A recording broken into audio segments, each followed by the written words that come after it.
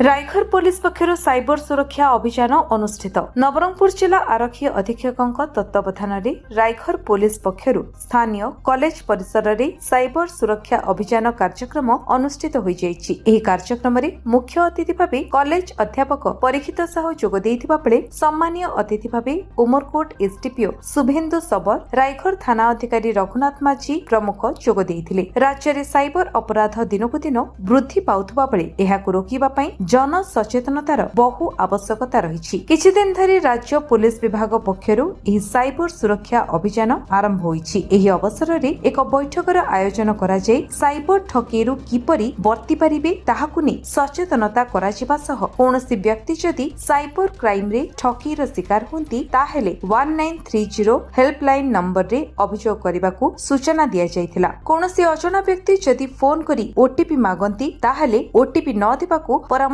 दिया जायथिला। एथि सहित साइबर क्राइम ठारू किभଳି दूରରେ रही सतर्कता मूलक पदक्षेप ग्रहण करा जाय परिबो से नै सचेतन करा जायथिला। रायघर अभिषेक बेरांका रिपोर्ट विश्व विजय न्यूज ओडिशा।